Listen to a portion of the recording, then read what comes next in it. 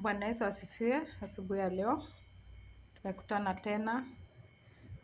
Natumai mmekuwa na wikendi imebarikiwa. Sasa tuko hapa kujifunza kuhusu upendo. Hilo ndilo neno ambalo Mungu ametuandalia siku hii ya leo. Tuwe na upendo kwa sababu upendo ni Mungu na Mungu ni upendo. Na kwa upendo wake ukiangalia katika maandiko ya John 3:16, alitoa mwana wake wa kipekee ili aweze kutukomboa katika utumwa wa dhambi zetu na makosa. Tuangalie katika kitabu cha 1 John chapter 4 tuanzie verse 7. Dear friends, let us love one another because love comes from God. Whoever loves is a child of God and knows God. Hebu tujifunze hapa tuone kama upendi mwenye unaona wewe na macho yako, utasemaje unaona Mungu? Unajua upendo ni nini? Upendo ni kupenda huyo hata kama hakupendi, we mpende. Na upende Mungu zaidi kuliko chochote. Kwa sababu unaweza sema unapenda Mungu na kumbe ndani ya roho yako umpendi, uko hapo kwa sababu unataka favor. Na hapa ndio unatakanga ujue kama unampenda Mungu. Na ndio unasikia Mungu anasema katika maandiko ya Deuteronomy chapter 6. Love your Lord your God with all your heart, with all your mind, with all your body and your soul. Kwa sababu usipompenda na hizi sehemu tatu, hautakuwa unampenda kwa kweli na roho. Na ndio maana God is a spirit. You have to be in spirit. Hii love inafaa kukuwa genuine. Umpende Mungu, na ukiweza kupenda Mungu, ukisema unapenda Mungu, tutajua genuinely kwa matendo yako ya nje. Vile unapenda adui yako, vile unapenda jirani yako, ni vile unawaombea bila kubagua. Tuendelee hapa katika verse 8. Whoever does not love does not know God, for God is love. Unaona? Kama hupendi wewe hujui Mungu. Ni hiyo connection yenye umesikia nikiwaelezea hapo awali ya kwamba lazima upende mwenye unaona karibu. Awe ako aje, kwa sababu Mungu anakaanga na sisi hivyo.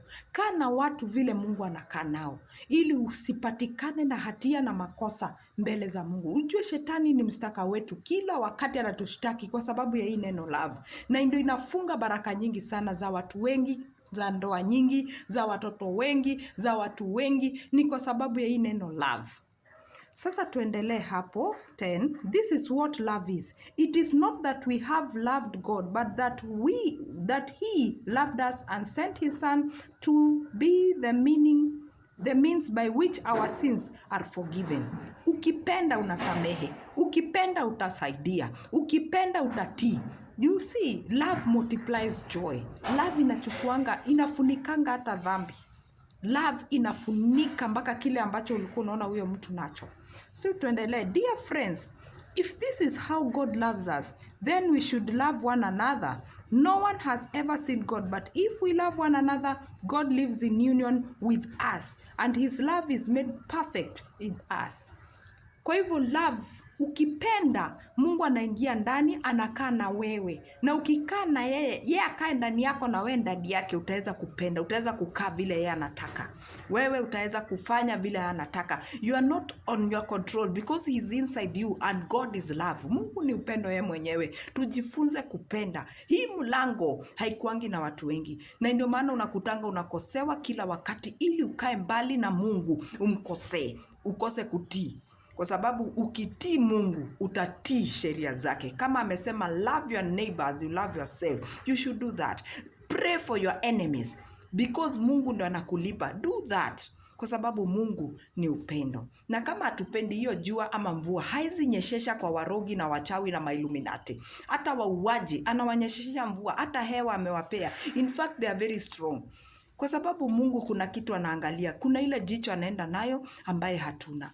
Tuendelee na hii maandiko. 13. We are sure that we live in union with God and that he lives in union with us because he has given us his spirit. And we have seen and tell others that the Father sent his son to be the savior of the world. If we declare that Jesus, the Son of God, we live in union with God and God lives in union with us. And we ourselves know and believe the love with God has for us. God is love. And those who live in love live in union with God. And God lives in union with them. Kwa hivyo ukiwa unapenda, unakaa na umoja na Mungu. Nao wako na umoja na Mungu, wanakaanga na upendo. So ukiona hauna upendo, roho wa Mungu hayuko ndani yako. Haijalishi umevaa wapi, haijalishi we ni deacon, haijalishi wewe umebeba utumishi aina gani. Na ndio unasikia maandiko inasema wengi watasema walitoa mapepo, wengi wanasema walifanya hivi, wengi wanasema walichangia kwa maskini na yatima vile imeandikwa. Lakini kama hauna upendo, yote ni useless. Na hii neno upendo ndio itafanya wengi waende in the lake of fire.